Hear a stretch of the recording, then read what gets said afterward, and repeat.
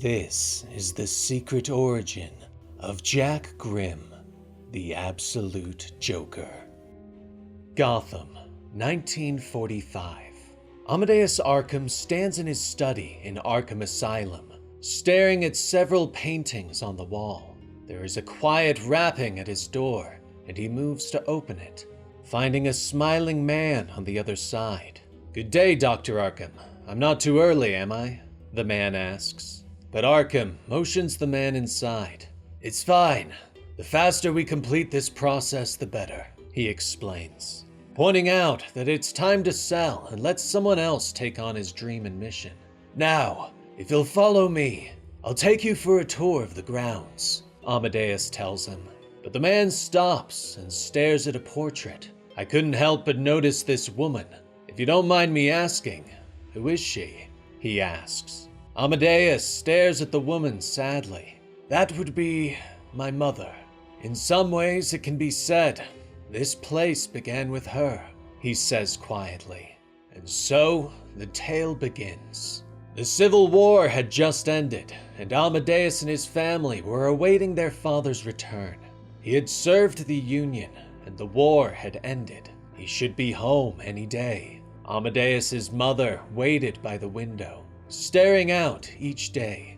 Finally, on a rainy night, she saw a Union soldier approaching the door. "Your father is home!"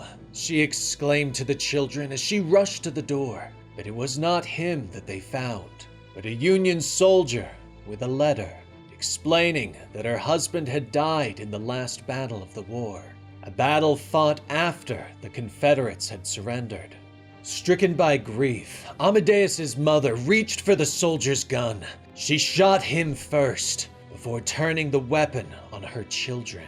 Amadeus's sister was the first to go, followed by his brother. But when the pistol was aimed at him, his mother hesitated. Instead, she turned the weapon on herself. The shots echoed in the small house until Amadeus was all that was left. Alone in this world, Amadeus was taken in by the Elliott Gotham City orphanage and lived there until he was 18. After leaving, Amadeus dreamed of building a place to help those like his mother, those in need. Using the money from the Elliott family grant and buying cheap land, he built Arkham Asylum, staffed with those who felt the same and used the best science to help those who needed it. Of course, with this being Gotham, the asylum was quickly filled with patients that could only be described as in need. But of course, Arkham was not without its issues. Amadeus moved through the halls and stood before the cell of one man in particular, a man so vile and heinous that Amadeus refused to use his name in his journals, instead only naming him Jack Doe, a man who murdered multiple people, a man who was always laughing at his crimes, a hideous grin on his face. But Amadeus was not deterred, and this man became the patient he was most determined to help, to give him the care that his mother never received. In the present, Amadeus leads his prospective buyer through the cell block. "So tell me, doctor, why has Arkham so clearly fallen on such hard times?" the man asks as he examines the rundown cells and the rusty bars. Amadeus nods thoughtfully and looks at the man. "Fewer and fewer patients for one thing. Fancier and more modern facilities sponsored by the Lazarus Corp in Metropolis and elsewhere for another," he says. "The truth is, this place would have had to close years ago, if not for the kindness of benefactors, such as yourself," he says. The man turns to him with a smile. "Ha! It appears you've done your homework, Doctor. I like my donations to be anonymous," the man says, explaining that mental health is very important to him. "I've seen up close the suffering caused by conditions of the mind, and I feel it's our duty to find cures so that younger generations never have to contend with them. Our children deserve a better future." "Do you have any children, Doctor?" the man asks. Amadeus peers into the shadows of the asylum, a haunted look overtaking his eyes. "No, I never had any children. he says softly as he thinks back. It was a rain-drenched night in 1885 when a boy arrived on the asylum's doorstep. He was soaked in blood. The nurses helped clean him up, and the boy insisted that he didn't know whose blood it was or what happened. Having been an orphan himself, Amadeus took pity on him and took him in. He became a sort of protege. The boy seemed to believe in the asylum just as Amadeus did, and Amadeus began to see him as a son, someone who would take over his legacy when he was gone. "Tomorrow is a new page, Father," the boy would say. He was ever an optimist, even when he met Jack Doe.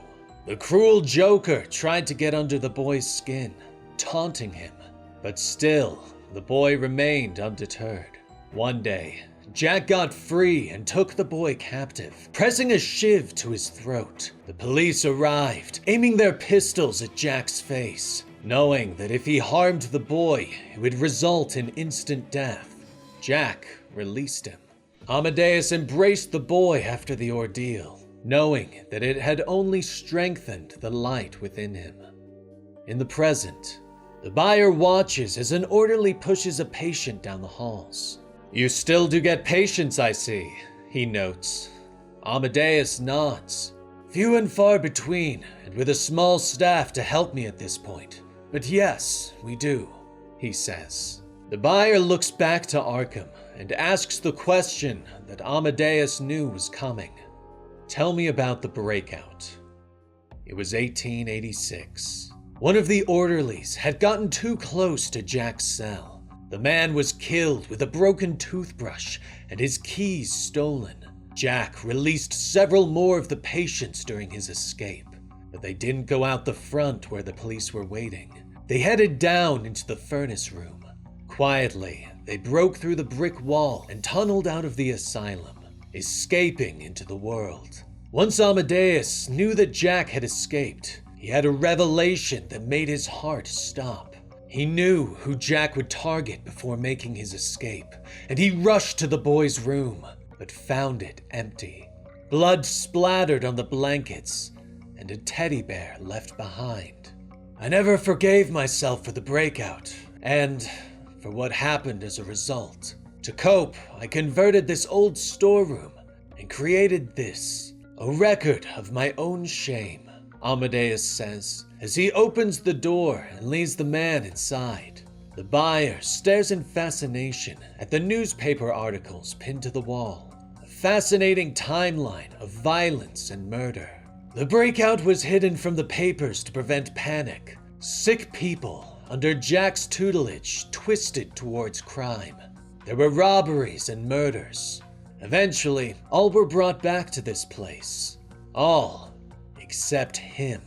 The man I believe would become the world's most notorious serial killer, Jack the Ripper.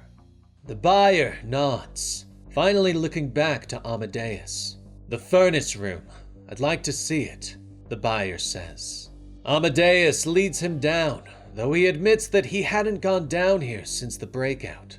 The buyer stops before one of the brick walls and points to the mismatched bricks. "This wall is where they escaped from?" he asks. Amadeus nods, but the man motions to the other side of the room, where another wall has been re-bricked. "Then why is this wall re-bricked as well?" he asks. Amadeus stares at it in surprise. "Having not been down here in ages, as I've said, it's not something I would have noticed before," he says quietly. The buyer nods and smiles. Ever wonder what else you never noticed, Doctor?" he asks, as he leans in close and whispers something that stops Amadeus cold. Amadeus's eyes widen in horror as the man turns away. "You don't have to see me out, Doctor. I love the place," the man says quietly as he walks back upstairs. That night, Amadeus's mind reels as he goes over what the man said. He must have heard him wrong, the buyer, but some part of him knew that he had not. He slipped from his bed and went back down to the furnace room. He took down the wall quietly and fell to his knees at the sight of what lay beyond it. The remains of Jack Doe, a sharpened toothbrush in his throat, and a note on his chest. Tomorrow's a new page. It wasn't Jack's work that Amadeus had been following. It was the boy's.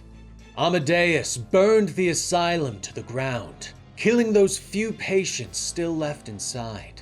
He refused to allow the boy, now a man, to have it, fearing the horrors that he would inflict upon the world. However, before burning it, Amadeus had sent a journal to the captain of the Gotham City Police Department, explaining everything about the boy, telling him that he must stop this monster. However, it wasn't the police captain who found it. It was the boy, the buyer, Jack Grimm. The present day, Jack Grimm sits behind his desk in Arkham. He stands and heads into his control room. "What am I supposed to be looking at, sir?" someone asks from the shadows. Jack motions to the monitors, where Batman stops a bank robbery, beating the robbers to a pulp, and even blocking a bullet with his battle axe. "You're watching your target. They call him the Batman," Jack explains.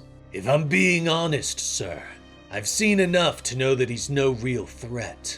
I can handle him easily," the assassin says. Jack nods as he taps a few buttons on the console, opening the doors to the Isley and Langstrom biomes.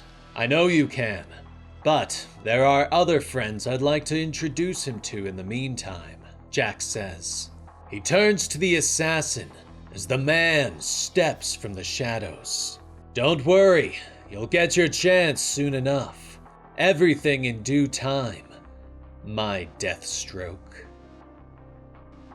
And that was the complete story for Absolute Batman Arkham Special by Scott Snyder and Frank Tieri. The twist of him being the boy caught me off guard until I remembered what year this was in, but I loved it. What about you? Let me know in the comments down below. And like and subscribe to help out the channel. I'm Dan with Comicstorian, and we will see you next time. Rest in peace, Benny.